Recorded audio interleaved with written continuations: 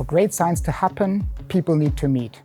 This is why we focused a lot on collaboration areas in the Lab for Life concept. In the past, we had problems that the same experiment was done on site without scientists even knowing about each other. So what we did is we paired the scientists with architects to design the labs for the future. The scientists know best what is required to do great science. So by now we have built 12 centers of excellence. A center of excellence is a technology hub.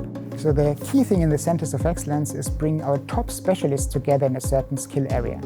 Our scientists are really activity-based work. So they are in the lab focusing on preparation of their samples, then they walk to their equipment, and then they go to their office environment in order to run data points. What we did was actually challenge the way we worked in labs and office. So we are world first in having fully activity-based labs and offices for our scientific community.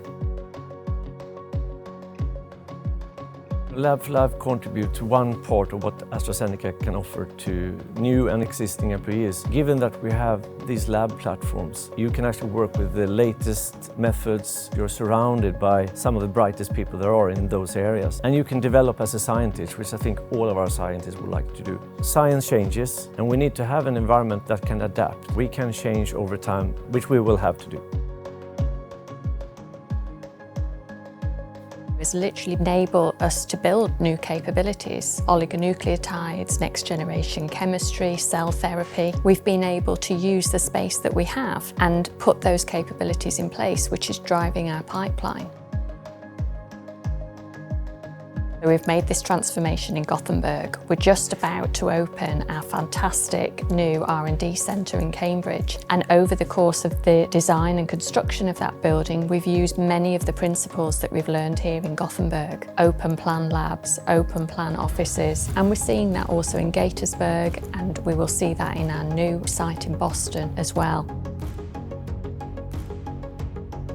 Each department has their own budget, but sharing a lab, we have a common budget to run the lab by looking after who is contributing how many scientists, who is consuming so much. And then we have a common point of use, and everybody working in that lab can take everyday consumables like gloves, and we take care of it collectively, and nobody has to sign it off one by one and agree. We've got several nice examples of how working in activity-based labs has really helped scientists. In the cardiac space, we have scientists working on target identification, target validation with cell therapy. We have postdocs working on basic science, and we have examples of all of these scientists all coming together, sharing ideas, sharing best practice. So working together, they have been able to do things that they wouldn't have been able to do individually, but as a group, sharing real novel ideas and science about how best to work with cardiac cells.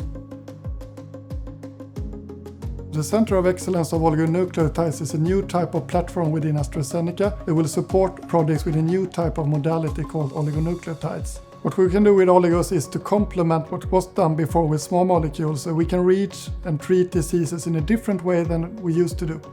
Lab for Life helped us improve the lab environment by creating a shared space dedicated for special equipment, which is shared by all the chemists. Helium Recycling Project is a collaboration with two Centers of Excellence, the NMR and the chemistry. Helium is a non-renewable natural resource. When this is implemented, the expectation is to be able to recycle about 90% of the helium that we consume and buy. For me personally, this is also a part of sustainability, to have the right number of instruments and then also to utilize them in the best ways. You're literally taking down walls between people and creating open plan labs, open plan environments, shared environments that create flexibility. And in addition, we are very open to collaboration more generally, also inviting other companies and academics to be part of this journey. So for me, that's probably the key thing, that you are part of a nice environment internally, but also part of a larger ecosystem externally. And I think that's very attractive for scientists of today and in the future.